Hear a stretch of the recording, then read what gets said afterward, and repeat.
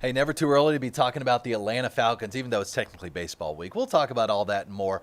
But the Atlanta Falcons officially welcoming their new quarterback, Tua Tagovailoa, to the team with an introductory news conference, and it's coming up today. Maria Martin's going to be watching that closely. Maria, great to have you on the show again. What are you going to be watching today? The fact that I'm in the studio with you for the first time in weeks. Months. I know. Is it months? I don't know. It's been a hot minute. It feels like a long time. It also feels like a long time that we've been talking about the quarterback situation for the Falcons. 5 consecutive seasons. These guys can't figure it out. What they're hoping happens is that when Tua Tagovailoa actually gets to Flowery Branch, which the guys are going to be welcomed back into the facility come April, they're going to be available for meetings and we'll start light workouts and all of that good stuff.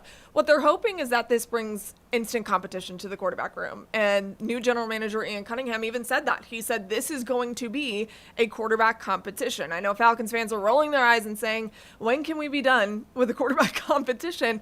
They thought that they had the quarterback of the future, the quarterback of the present, and Michael Penix Jr. Perhaps that still works out, Dan. I'm not ruling that out by any stretch of the imagination, but Tua's going to want that job. He wants it badly. He's coming to another team, and he's walking into, I think, the best offense he's had in his pro career so far. So I think it's going to be very fun in Flowery Branch. What have you been making to the reaction of the Tua announcement from around the sports world and the fans? Yeah, great question. For Tua, I think this is a brand new opportunity, and so I want people to remember that. The reaction has been very mixed, I will say. People are either elated because you get a veteran quarterback not named Kirk Cousins, one that you don't have to pay a lot of money because the Falcons are only paying him the league minimum, the veteran league minimum, which is just shy of $2 million. Whereas the Dolphins are responsible for $28 million of what Tua is owed next year. Wow. So if you're the Falcons, financially, this makes a ton of sense. However, the reaction of, well, what the heck does this mean for the future of the quarterback position here? It's visceral, and I understand that because you can't be successful in the National Football League without a quarterback that can actually give you games and sustainability and wins. And the Falcons, once again, are walking into a situation where, let's say Tua wins the job, okay, just for the sake of the argument here. He's only at a 1-year contract for the Falcons. What does it look like after that? Let's say Michael Penix Jr. doesn't work out for you. What does it look like? They're going to add another quarterback to that room. You can't really ride into training camp with only 2 quarterbacks in that room. So who knows who else comes in? Perhaps it's a young guy that they draft. They don't have a lot of options in the draft. They only have 5 picks. Right. However, they could get more draft capital between now and then. I mean, it is wide open here at the quarterback position. All that Falcons fans really want, okay, and not to speak for all of you guys, but I talk to you quite a bit, so I understand. All they want is to make it to the playoffs, to make some wins happen, and trust me, you and I are in the same vein here, Falcons fans. I want to go to the playoffs too. I've been here for 6.5 years. I've never covered a playoff game. But I think that this quarterback competition actually will start the beginning of what I believe could be a playoff caliber team. I hope so. So many changes there in the front office. You got changes under center now. It's a fresh start in a way for the team. We're weeks away from the draft now. You touched on it a little bit. Not many options available. What are you going to be watching for come draft day? Yeah, I think the most frustrating thing about the draft for the Falcons, speaking for the front office and for fans in general, is that they don't have a first-round draft pick. They traded that away last year, and you only have 5 picks as we sit here today. Now, Ian Cunningham, I'll remind everyone, the new general manager when he was with Chicago, he was the assistant general manager. The first year he was there, Chicago walked into that draft with 5 picks. They came out with double that. So they found a way to acquire draft capital. That can happen in a ton of ways I don't have enough time to talk about on the stream today.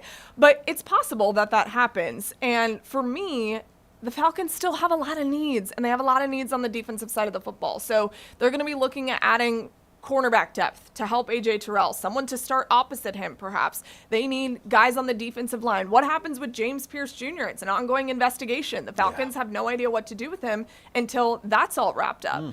So there are a lot of question marks on this football team. You need some more wide receivers as well. But remember, the Falcons were incredibly active in free agency. They added a slew of veterans, cheap veterans, if you will. And so they're hoping that the guys that they got, that they're not having to pay a lot of money when it comes to their experience, actually pay off to be something pretty great.